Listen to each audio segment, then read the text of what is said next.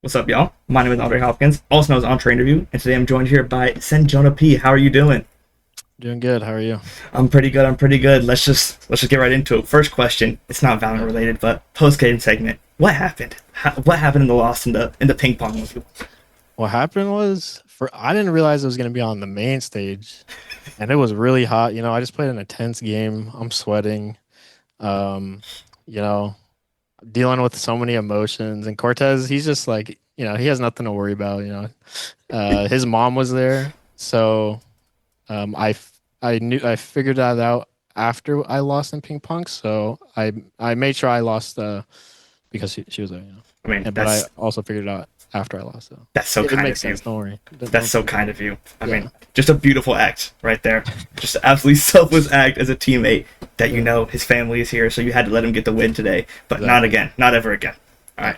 You're not gonna lose another game ever again. So jumping into some more Valorant related questions. So I just kind of wanted to, just for clarification first, were you the IGL for today's game? Yeah, it was. And so just kind of what was your experience like, kind of IGLing today?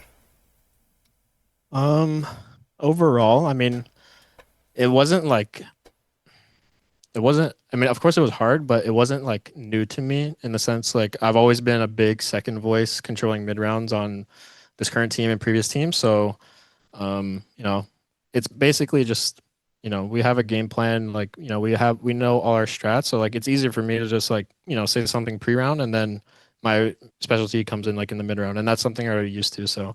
Um, and yeah, so to me it was nice to have full control, but I had big shoes to fill today, for JohnQT. And I think some of his tweets, he seemed a bit stressed, so I'm glad we finally got the dub in the end.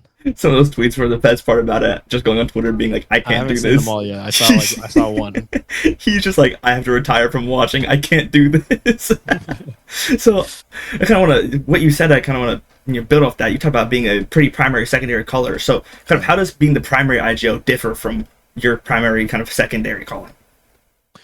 um Primary, like, so today I was more in charge of you know following the game plan from Ewok. He helped me a lot, like basically trying to just dumb it down a bit, just give me a couple basic setups. And then, so all I have to do is just, all right, guys, let's do this, move pieces around. And then in the mid round, it's just, going off of what we see, or, it wasn't all just me too. Like everyone was frying today. Everyone is very vocal. So it's just, playing the mid round and trying to find the gaps, or like if we're feeling confident in something, even if it was like, I mean, we look pretty sloppy out there, I would say, on Lotus and Haven. But I think that also came from um, me not having too much experience in like the full macro IGL, because like I've always had the information given to me, and then I'm able to like mid round. But it's always like it was hard for me today on the second game to find that information, and you know my macro wise and micro everybody. So I felt a little pressure on the second game. And then third game, um we had I don't really remember the first half. I think it was like 5-7. But overall, I think I was pretty happy with how it went. And yeah, I think we made a little comeback, and I had a few big rounds that I'm happy about. So overall, though, just a great day. Okay, so next thing. So just with Marv kind of slotting in for John QT's role for this match, just Yeah. will kind of the playstyle and comp speak similar for when he returns? Sorry, can you repeat that? Oh yeah, so kind of slotting in Marv for John QT's role. Just will there be some kind of similar playstyle or comps when he returns, or is it just kind of in the air right now? Um, Kind of in the air. I think we kind of had. I think we had one day of practice with Marv, so we kind of just slotted him in what John QT was playing on the maps we played today. So yeah, it was just like we had one day of practice. We we had so many setups, so many like strats, all so many things you had to learn. And like it's honestly, if I was in Marv's place and I had to you know take in all the information that we gave him under in like 1 or 2 days, I would be so overwhelmed and probably forget 80% of it. But I'm truly impressed like how much he just cared, like, and wanted to win, even if it was just like for one game. And then like there was a chance like he didn't even play. Like there was a chance like, I mean, like, would he get clear to play, and that would happen. But he ended up playing, and he was it was honestly just insane, like how much he's very vocal too. He has a lot of experience, and so he's not afraid to overcall or say like call adjustments. Like you know he's just a professional player and a professional person. Yeah. How much help was just Ewok and kind of the team as a whole for your kind of IGLing experience today? It was Ewok, I say, probably helped the most. In our scrims before, he kind of would IGL the start of rounds and kind of just like get me familiar of like the process of how to start rounds, what to look for, and then um, you know getting me ready basically. And then slowly like he would talk less in scrims and I would pick up more. And so I think he was like a big help to me, and basically just gave me a list of game plans, make it super easy. We're playing with a stand-in, so there's only so much we can do from our practice. Like, I think Marv had to play 3 different agents today, so he was just a perfect slot. And it was we kind of just played it simple, in my opinion. Ewok made it really easy for me. Kind of just easing you into the role and then kind of letting you take over from there. Yeah. Okay. So now with the full stage of practice from stage 1 and then the break during London, just how do you feel you've personally integrated into the team?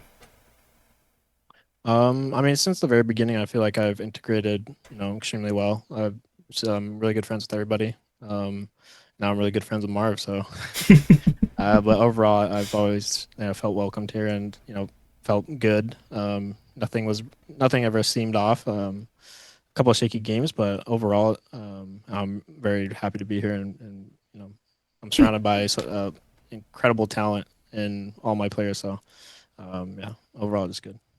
Cortezia has talked a little about how this Sen team feels like one of the kind of first places he's been where everyone are just kind of friends and it's less like co-workers.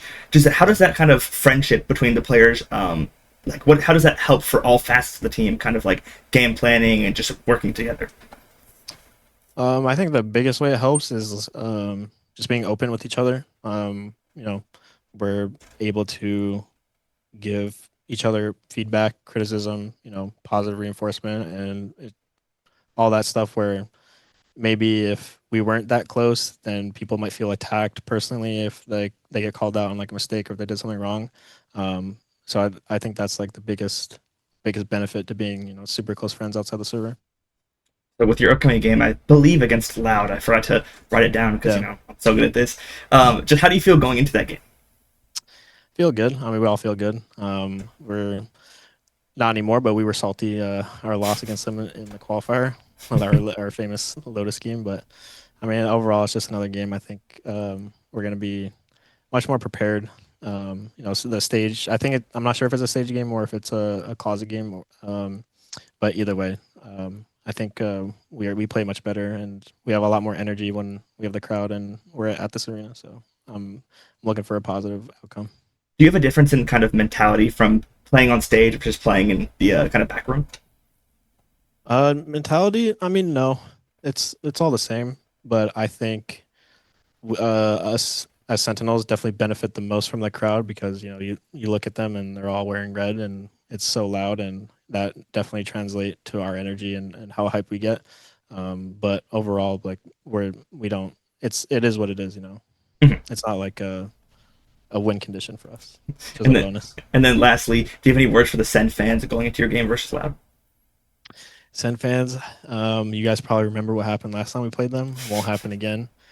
We appreciate everyone coming out, all the support, and yeah, you guys are awesome. You're the best fan base in the whole league and all leagues across all of Valorant, and happy to be a part of it.